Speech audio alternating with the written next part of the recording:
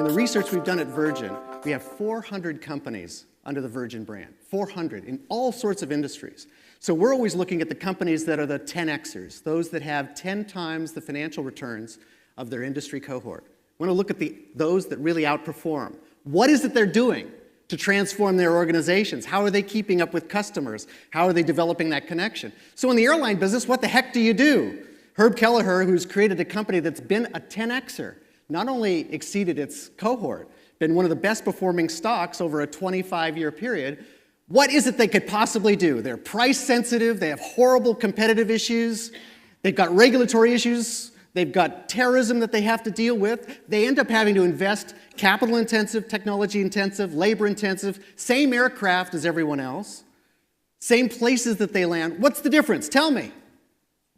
What would be the difference? Culture is a part of that. Certainly the people are a part of that. It has to do with their ability to continue to transform continuously, is the way Herb feels about it. Continuous adjustment around the customer.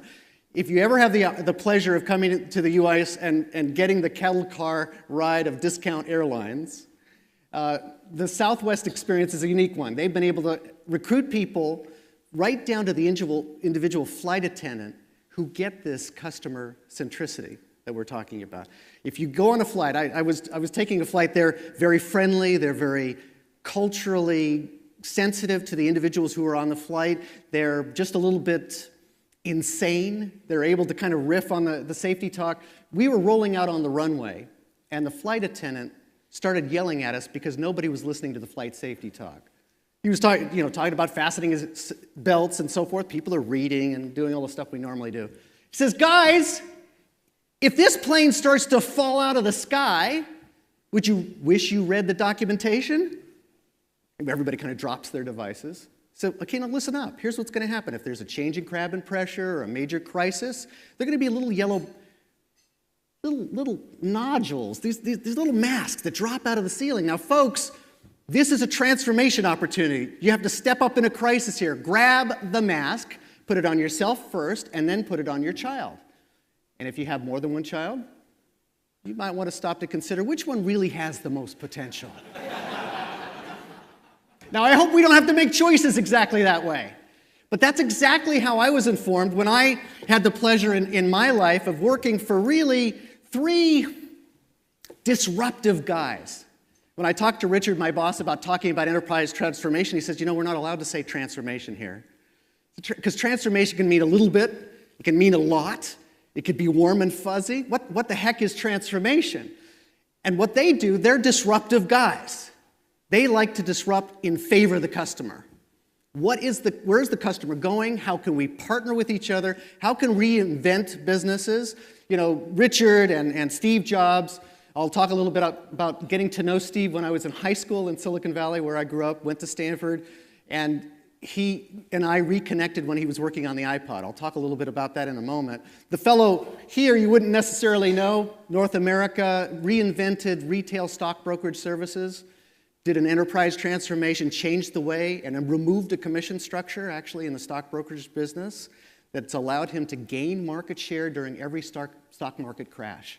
Even the most recent one, he was able to gain market share significantly, that he has $3 trillion today in customer assets. So I'm going to talk a little bit about how they've gone about transformation and also a little bit of the experience of working with people who continually shake you up, who just when you think you're ready for a presentation, he makes you dance on, at Radio City Music Hall. He's going to throw you a little off, make sure that you come to present time and can make a difference. So we did a major research study with Stanford and Virgin, looking at companies that were the 10Xers, those that had 10X performance.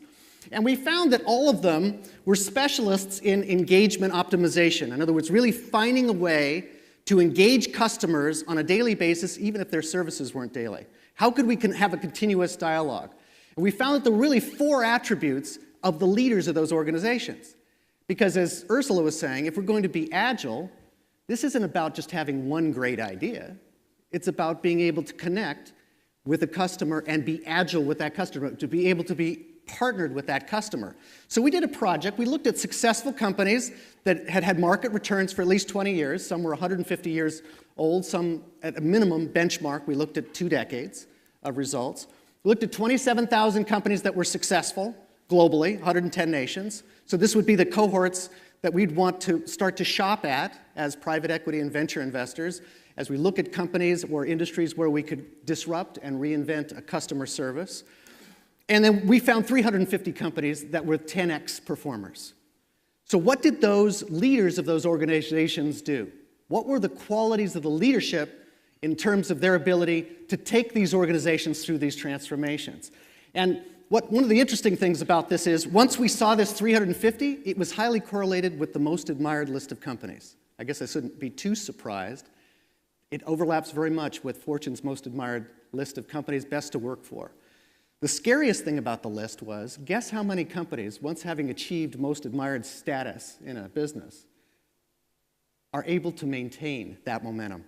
How long do you think they stay most admired after having achieved that? How many companies on average? Turns out there's only 1 in 15 companies can stay on that list for 3 years. In 36 months. Seems that being most admired might not be something that actually encourages you to continue to perform at a high level. But what we found was that many organizations don't make the choice to go from good to great. They go from, pretty rough to okay, really bad to decent. I can't tell you what the rest of them did. But what we did find is that those who were customer-centric had individuals like yourself who were willing to engage in the enterprise transformation and become, in their organizations, most valued players, MVPs.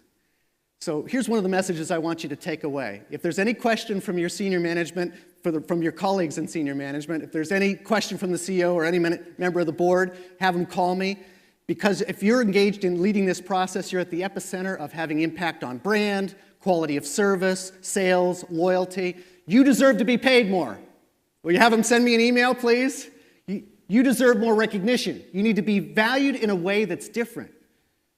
I'm not joking about this. We found that the individuals who are involved in this business process redesign become more valued because there's a high correlation between the ability of that person to be resourced with a team and 10x performance. I'm not here talking about behavior. I'm talking about financial returns, 10x financial returns. So there's 4 qualities that we found: fanatic discipline, productive paranoia, and empirical creativity. And then I'll talk a little bit about leadership and your ambitions. This fanatic discipline has to do with not just any kind of discipline, but fanatic discipline around customer agility. Focusing on the customer first and working out from there. It's not about top-down, it's about bottom-up. Not thinking about, let's say, online services as being something you have to deal with. Thinking about online being a part of an entire ecosystem of a face-to-face relationship. Paranoia.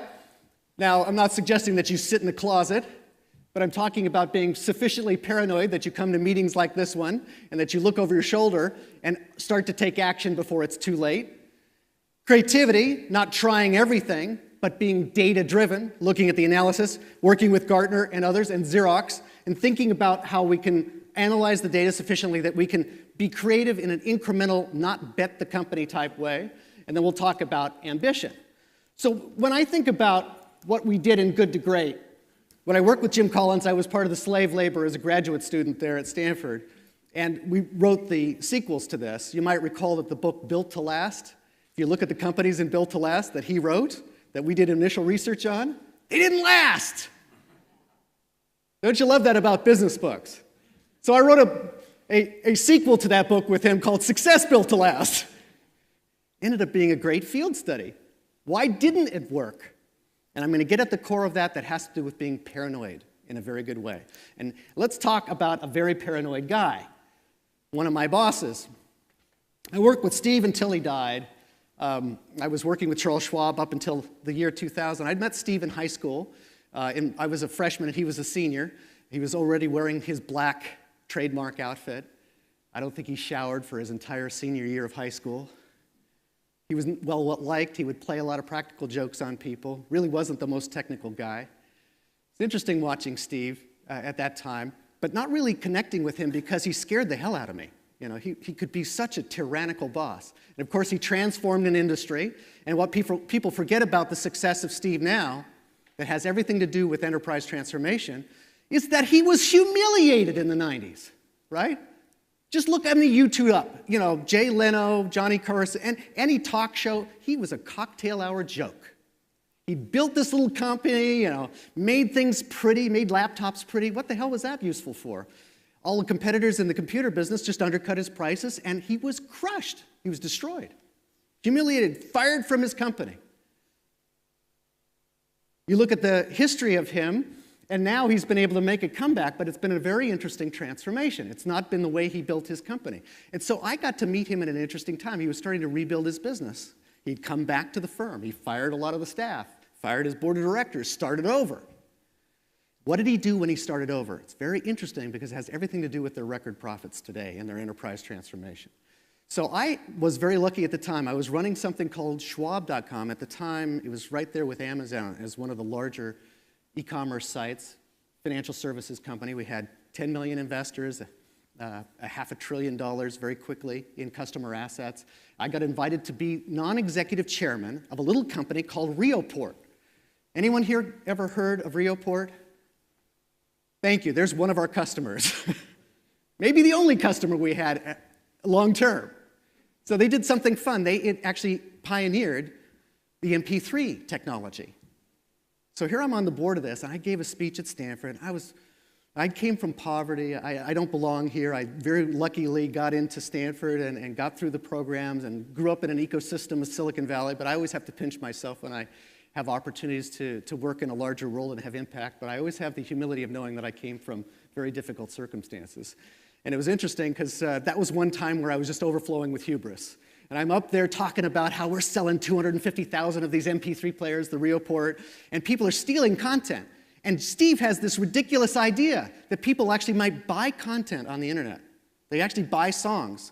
This is when Napster was in business. People were stealing that stuff. They thought Steve was crazy again. You wouldn't bet on Apple.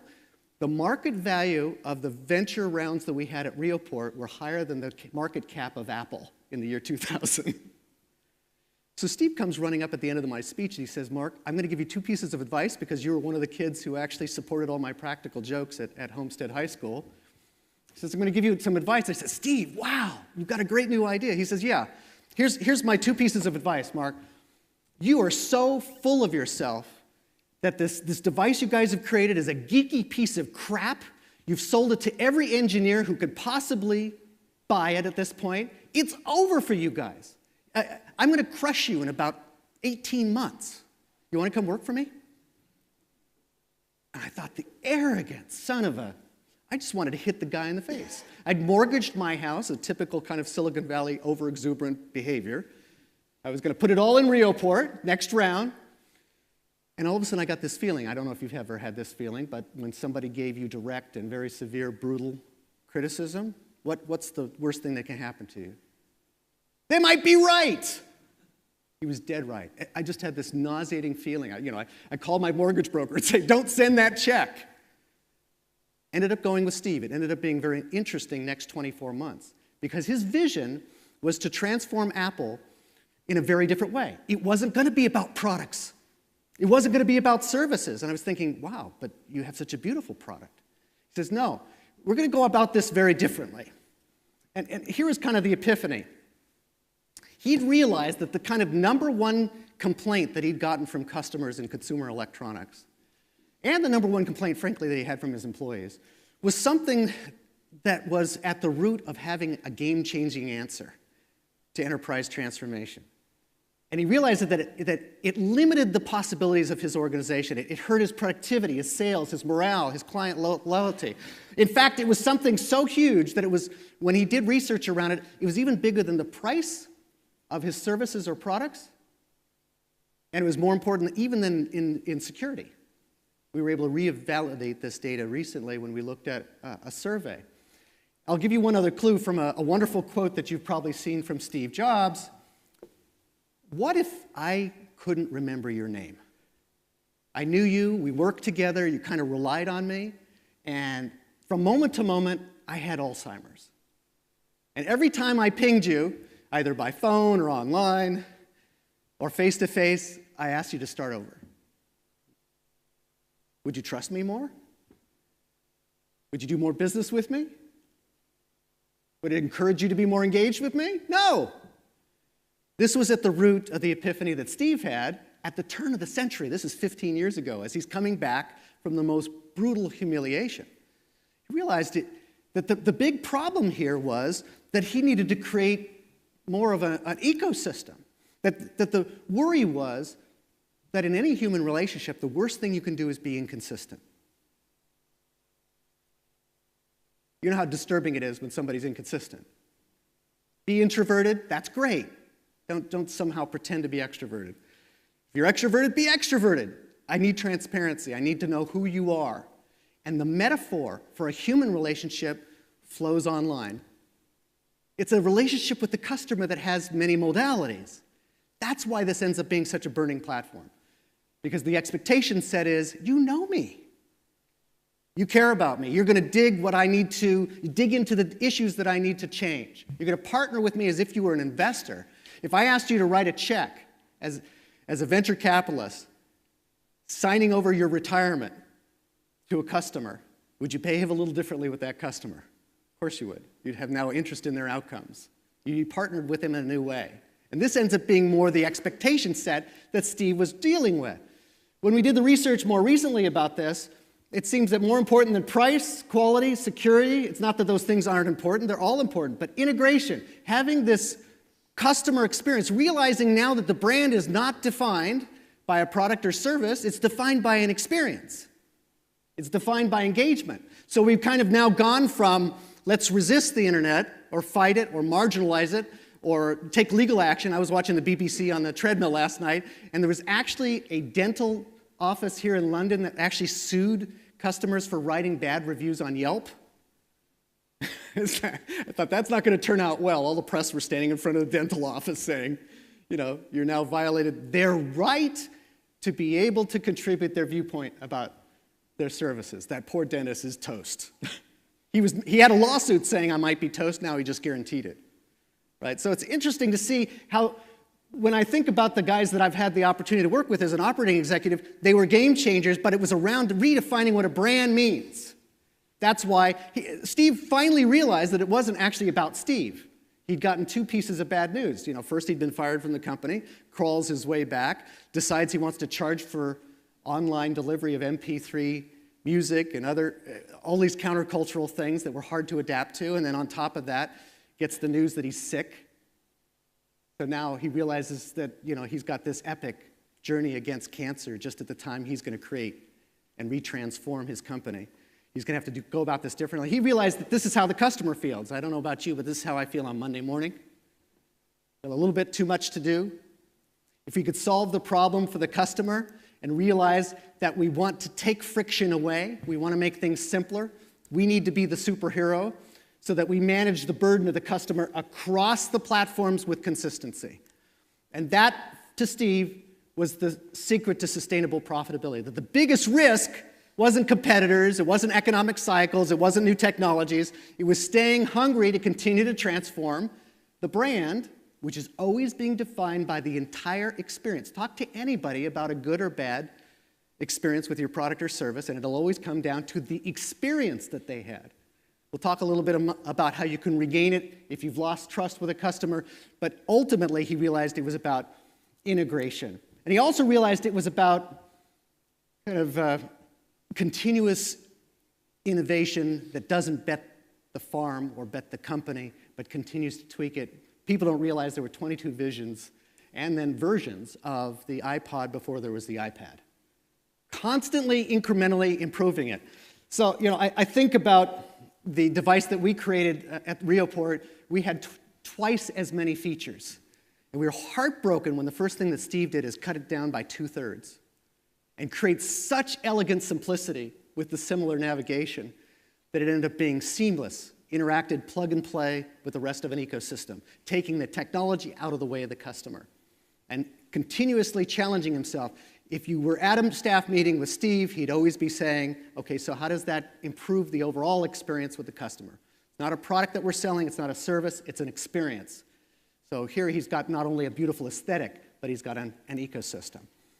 And one of the observations that people often make when they're thinking about the why of taking the enterprise transformation, they look at places like Kodak that went from hell and back, And it's easy to dismiss them as people who might have not been able to make the leap in terms of technology. But the thing that's most terrifying about the Kodak example is it's so appropriate for so many of the companies that are not, the 14 out of 15 that don't become the 10Xers. And that is that playing it safe isn't safe, that trying to avoid failure isn't equal to success. Kodak invented the digital camera. They got a US presidential award for inventing this thing and starting to socialize it. And they did something else that was brilliant. They actually had a brand that was all about not film, but photography, memories. They kind of predated Facebook and other social media. There was a Kodak photo spot that you could visit in other places all over the world saying, okay, share this memory, share this vision. They got it. They actually got it well ahead of others and even had the technologies. They got it, but they couldn't get it done. You know, I've been talking at and participating in transformation conversations. I don't know about you, but it's been pretty much 15 years that we've been talking about enterprise transformation. And now, because of the enablement right down to the individual consumer, it's really happening. It's something that's happened because we realize it's relevant and the customers embraced it. But it's a constant reinvention of that customer experience. I think about BlackBerry. You know, the rock stars at BlackBerry, 50% market share, 2008 presidential election. It was interesting to watch how quickly they went from kind of first place to worst place. Great device, great product, great camera, great usability early on, but they didn't realize that the experience would now be wrapped around applications that could be used by the customer. So an inferior product known as the iPhone was able to get traction. You know, the smartphone, the iPhone, the Apple didn't come along until pretty late in the game. So only 3 years ago they started to knock around as being a leader and provider in the smartphone business. They came very late to the party. So playing it safe when it comes to your customer engagement isn't safe. I heard Amazon mentioned earlier. Amazon for us, in all the worlds that I've lived in, from Schwab to Virgin to Apple, informed a lot for us, because what was interesting about Jeff Bezos when he started is he felt like he had a significant disadvantage to his competition who all had face-to-face contact with a customer. If you could meet a customer, he thought that would be advantaged, right? And it's difficult to remember that we didn't trust putting our credit cards online. Things moved slowly at the turn of the century. Now we've got broadband, now we've got mobile devices, and he realized that he needed to take kind of digital offense rather than trying to protect an old way of doing things. He realized that stores don't remember who you are. We're continuing to treat our customers like prospects and starting over with them. And he realized then he could be smarter about the behavioral data and understanding that sales conversion and that relationship with the customer. He also understood something else, and we saw this in our global study when we looked at the leaders of these organizations. We also have to create internal engagement among the leaders of our organization to be bought into that enterprise transformation. We found that engagement comes from your employees 3 ways. This is across a big sample. This is the 350 10Xers, those that had the higher financial performance. And this is interesting to me because I'm a finance guy, not a behavioral psychologist.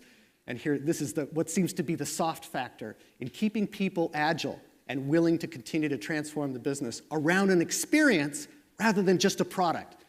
With an engineering background, I'm always wanting to run back to the process or to the actual product itself. And I realize it has more to do with the overall ecosystem and the experience.